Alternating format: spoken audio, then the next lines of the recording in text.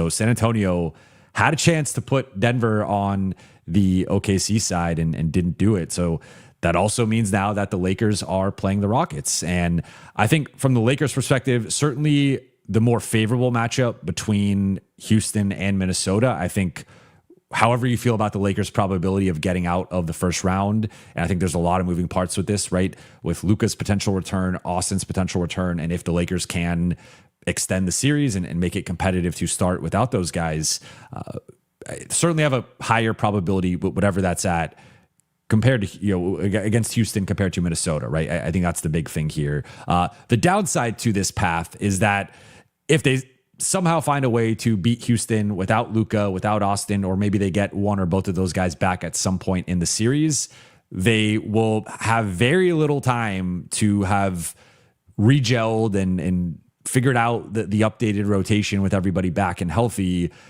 into going into a series with OKC, who has had their number all season and beaten them by 30 plus points 3 different times. And granted, one of those games was most recently no Luka, no LeBron, no Austin, but two of the games with 2 of those 3 guys, they were blown out by 30 plus in OKC. So that would be a tall task to, I think, even make that series competitive, maybe even win a game in that series. I think would be difficult for them, but that's a problem for the next round. For right now, Lakers are playing the Rockets, and that is their focus. So again, not really going to touch on a lot from this game against the Jazz outside of the notable performers section. Buha's big picture, opening thoughts on Lakers Rockets. I just talked about it. I think the Rockets are the more favorable draw for the Lakers than the Timberwolves would have been. If you just compare those two teams, there are some similarities in terms of their statistical profiles. There are some similarities in terms of their makeups of two teams that are long and athletic and will pose physical challenges for the Lakers in a 7-game series. But Minnesota's made back-to-back Western Conference Finals. Minnesota beat the Lakers in 5 games last year.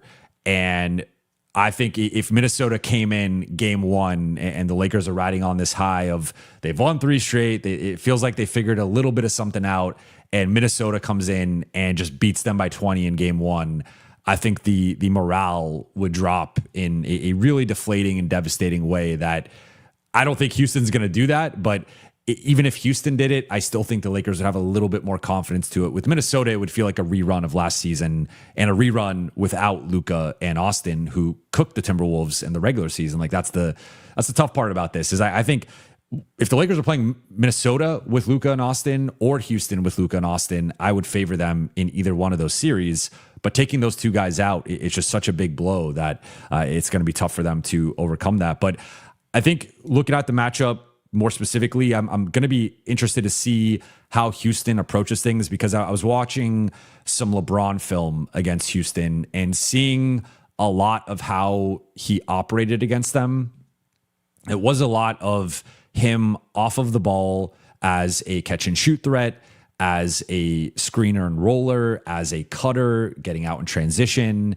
And he's going to do all of that because that's just LeBron, and that's the versatility within his game. But he's going to be on the ball a lot more than he was in those regular season matchups, looking at Christmas and then the 2 most recent games in Houston.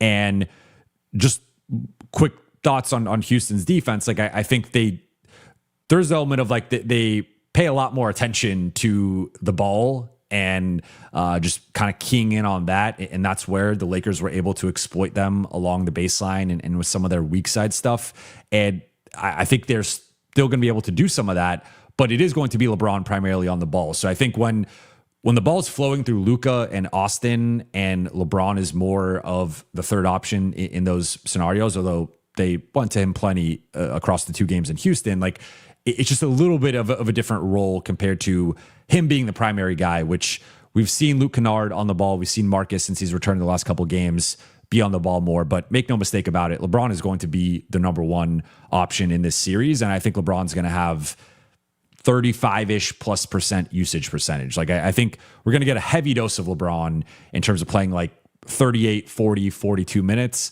plus very high usage. So how LeBron is able to navigate that against I think he didn't play in the OKC game, but looking at the four other games the Lakers have had with their relatively full strength roster, at least compared to who's available now, going from like Dallas and that version of Golden State and that version of Phoenix and this version of Utah to Houston, totally different situation in terms of caliber of defense. There was no Amen Thompson in any of those games. Even guys like Tari Eason and Josh Okogie's been starting for them and you fill in that role well. And I mean, KD and Jabari Smith, they got a lot of length in their front court. So I think it's going to be a completely different challenge than what the Lakers have been facing here recently, right? Like they have beaten up on a little bit of an easier slate and they couldn't control the teams that they played to close the season. But I think it's there's a pretty big gap between like those four teams that they played outside of OKC and Houston, in my opinion. So it is going to be a real level up in competition. And I am interested to see how the Lakers come out in game one. Speaking of game one, I think like, I don't want to say that's the series because that's too simplistic and reductive, but I think for the Lakers to have a real shot to win the series, they probably have to win game one and come out at like game one can really set the tone for a series. And if LA loses and it just plays more into the narrative that they are underdogs, for what it's worth, LA is already heavy underdogs in terms of Vegas. They're entering game one as 4.5 point underdogs. And for some context, like typically the home team gets 3 points just by being the home team. So Vegas is essentially saying on a neutral court, they would favor Houston by 7.5 points, which is a massive line for a road team. And again, that's on a neutral court, but like still Houston is a pretty heavy favorite. I assume most people are going to predict Houston in 5 over the Lakers and give the Lakers one of the first 2 games. So the Lakers, I think, have to come out and set a tone and punch first and punch hard in game one. I know that's, again, very simplistic analysis here, but I really think like for a big thing, and JJ's talked about this recently, has been like the spirit of the group. And he's admitted over the last few days that the group was deflated after the OKC situation of not only getting their asses kicked, but also losing Luka and Austin. And you saw in that Dallas game and then the second OKC game, just the vibe was down. They were sad about the month that they just had and losing Luka and Austin and the trajectory that they were now on. It just was a really discouraging situation. So I think these last few games, albeit not the best competition, and that's probably putting it lightly, they have rebuilt some of that confidence, some of that spirit, and they have started to figure out the identity that they want to achieve in this first round series. So I think it's paramount for this group to really put everything they can into game one. And this is not a feel out game. This is not a let's see what Houston throws at us and let's adjust to that. Like I know LeBron has famously kind of had that approach previously in his career, where it would be the LeBron. I mean, he would win a lot of the feel out games to be clear, but there would occasionally be kind of the game where they're trying to feel it out, see what the team is going to try to do, and then be like, all right, we'll come back in game two. I don't think the Lakers can afford to do that. I think if they go down 1-0, it's going to be really tough for them to win this series. So I'm going to be putting a lot of stock in the result of game one. Like there will be a process element in how the Lakers approach it, how Houston approaches it, what the counters are to that. But I am putting a lot of stock in just game one, how it goes, and if the Lakers have a shot in the series. But I will say just some key things are going to be how LA defends Kevin Durant. And we saw in that first Houston matchup, they did a brilliant job taking him out in the second half. And even in that second game, he was efficient. Like he was efficient in both games from a shooting and scoring efficiency perspective, but was not the same player in the second game as he was like that first half of the first game. So I think LA is going to throw the kitchen sink at Kevin Durant, force him into being a passer, being a playmaker.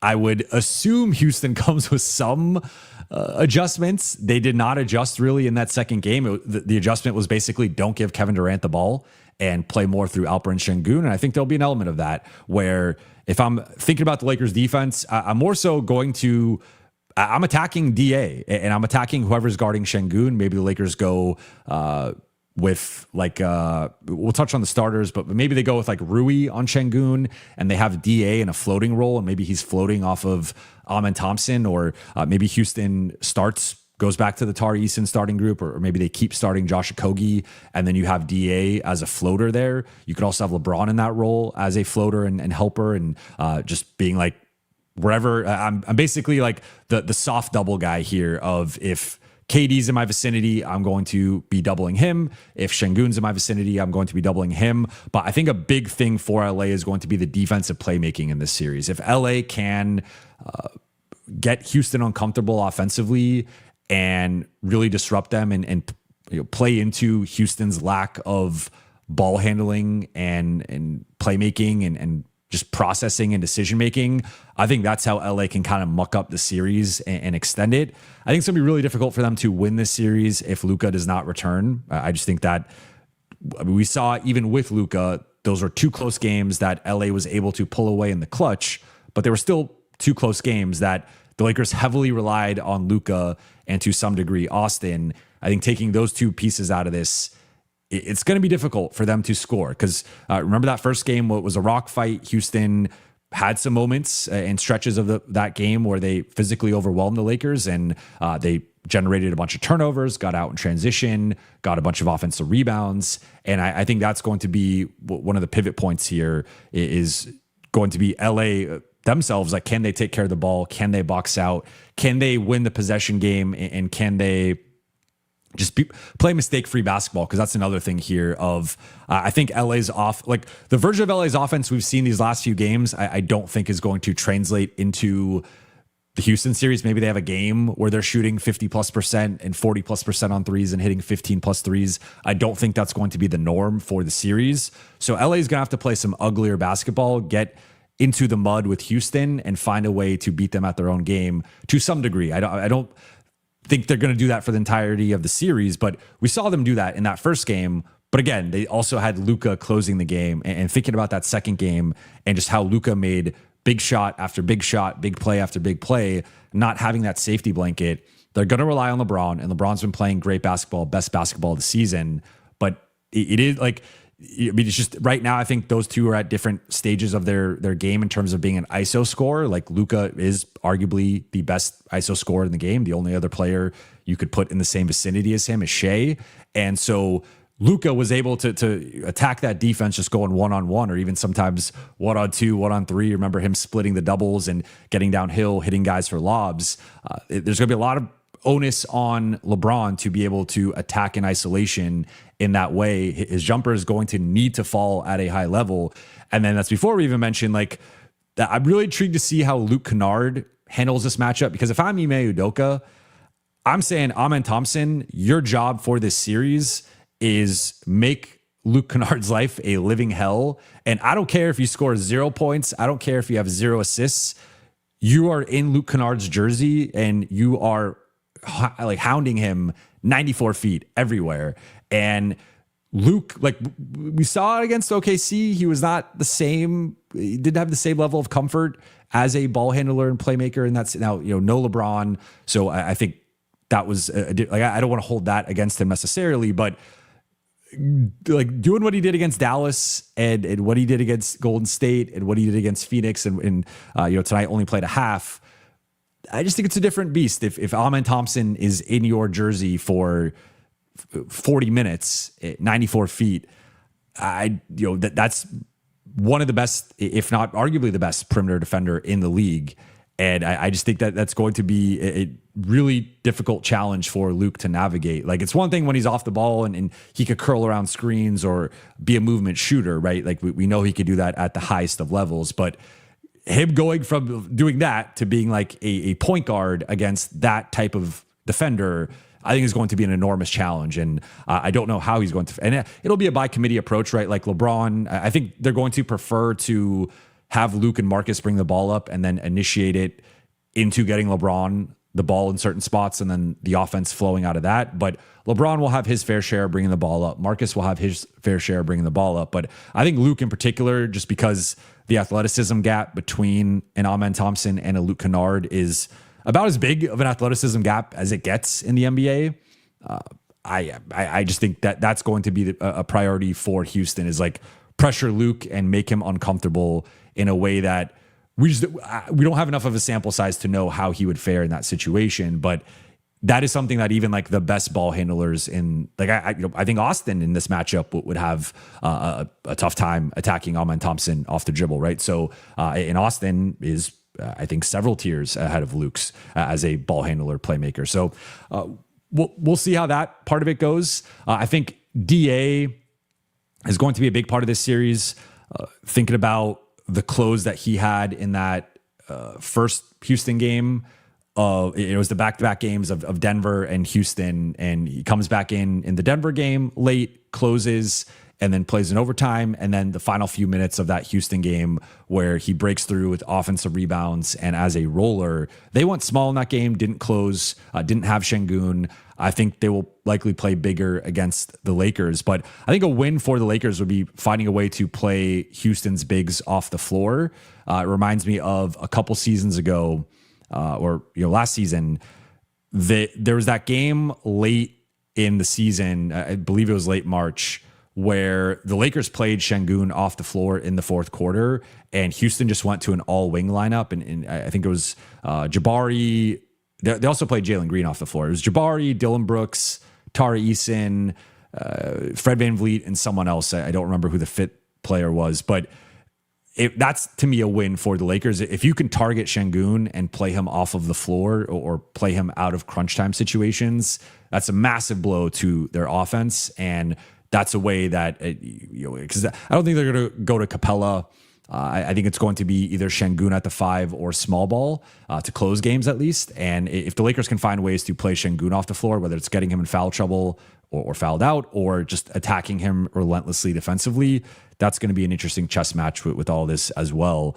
But I mean, look, I think for the Lakers, like, to be honest, I don't think they had much of a chance against Minnesota because I know they played well against them in the regular season, but that was largely because Luka shredded them in 2 of those 3 games, and Austin was great against them in all 3 games. Not having those 2 guys, if you look at the regular season numbers, we're talking about over 60 points and over 15 assists in a Minnesota series. I don't think you're getting that back with just LeBron, Marcus, and Luke. I don't think they had the firepower to beat Minnesota. Houston, I think there's a chance for this to be a series that goes longer than expected. And then it comes down to, is Luka able to return game 4, game 5, game 6, potentially game 7? We'll see how long the series potentially goes. Like right now, my gut is somewhere between 5 and 6 for Houston, to be clear. But if Luka is able to return by game 4, game 5, I would have picked, I've been on record, I would have picked a healthy Lakers team with Luka to beat Houston in 5. So if they could get it to like 2-1 or 2-2 and Luka returns and Luka looks even 80% himself, I think the Lakers can extend the series and win the series. But I do think there is just a talent disparity here on some level where, sometimes I think we can overthink analysis. And I'm just like, if I told you guys like this was the group going into the season, I don't think this is a playoff level group. And if I told you guys that this is the group facing a top 6 seed in the West, I think most people would pick them to lose in 4 or 5. So I think with the way that LeBron's playing, if he's the best player in the series, and I think he can outplay KD and or Şengün head to head, then that can extend it. He alone, I think, can win a game or 2. Then maybe the Lakers have a hot shooting game. I could see it going into the 6-7 range. I think it will be tough though with if you're just thinking about like drafting the guys. I think 4 of the top 5 guys in the series would be Houston players. So that I think does skew it heavily in Houston's favor. But I think the Lakers have a shot, especially if they can ideally win game 1 and make it like a 2-1 or 2-2 series. 2-1 even in Houston's favor, but at least steal one of the first 2 or 3 games. Have it maybe even 2-2, maybe best case scenario, or best realistic case scenario, in my opinion. And if you could push it to like 6 or maybe 7, and Luka returns at some point during that, I think the Lakers can win the series, but I do think it's dependent on Luka returning. If Luka doesn't return, I think it's like feasible that they win the series, but I can't say with confidence that they're going to win the series. So yeah, I mean, I'm really intrigued though to dive into the film. I was thinking about it with the Minnesota series. I was like, it's really tough to gauge anything with the Minnesota series because LeBron didn't play in any of the games and Austin played in all 3. Luka played in 2. And like, we have no sample size of LeBron with the bench and what that looks like.